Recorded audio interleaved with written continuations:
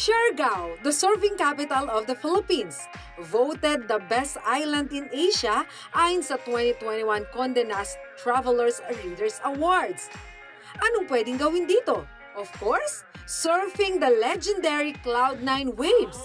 Kung takot ka o hindi marunong, just enjoy watching. Mag-island hopping and explore Siargao's hidden gems. Posible lahat ito dahil Siargao is now 2 hours away mula sa Clark. You heard it right! No need na magbiyahe pa Maynila dahil nagbukas na ng Clark to Siargao flight ang Philippine Airlines. Nitong December 3 ang send-off ceremony para sa unang batch ng mga pasahero papuntang Siargao.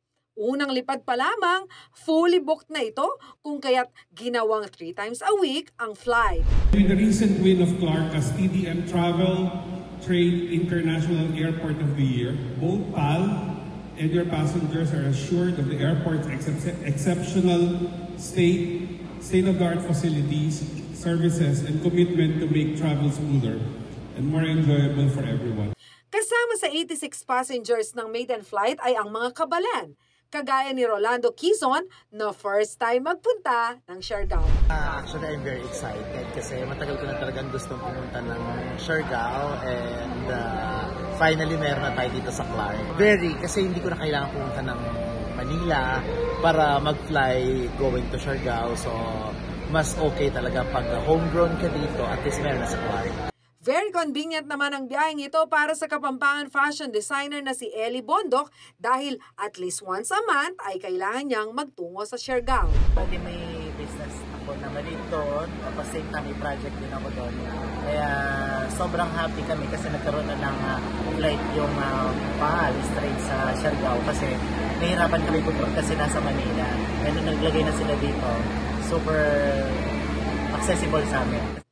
Hindi lang mga kabalen at mga tiga North at Central Luzon ang makakapag-enjoy sa hassle-free na biyahe, kundi pati ang mga turista na nag-i-stay sa Angeles City.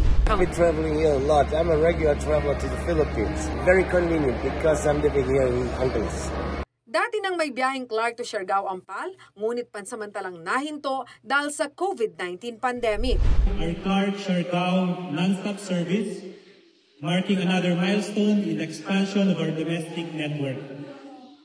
The new Thrice weekly service demonstrates our commitment to building up a hub here at Clark International Airport, with Siargao now joining Cebu, Basco, Busuanga Coron, and Katiklan Boracay in a roster of cities that enjoy a non-stop link to Clark and International and then Central Luzon.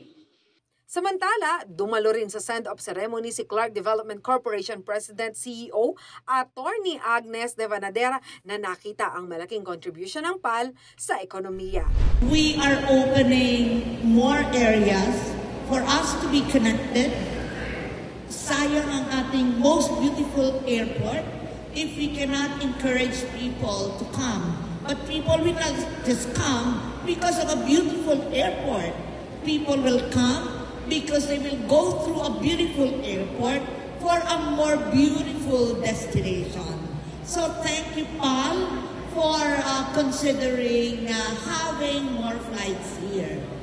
Present din sa aktibidad si Department of Tourism Region 3 Director Richard Dainos.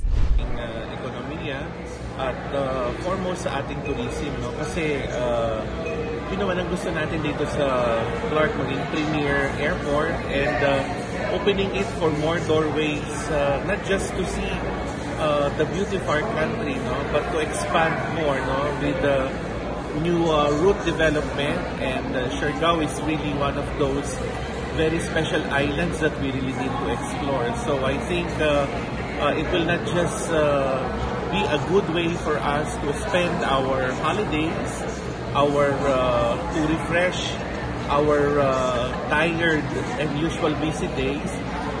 We can explore this beautiful island. So we look forward that more and more will have to support this new route development. Kung interesadong mag-travel papuntang Siargao, you have 3 days na pwedeng pagpilian. May flight schedule ng Tuesday, Thursday at Saturday na babiyahe ng 11 a.m. at lalapag naman ng 1 p.m. sa inyong destinasyon. Maliban sa Siargao flight, may direct flight din ang PAL from Clark to Basco, Batanes, Katiklan, Boracay at Busuanga, Coron. Ano pang hinihintay nyo? Biyahe na! I'm your Aching Malagu, Jana Lumbang Parungaw, CLTV 36 News.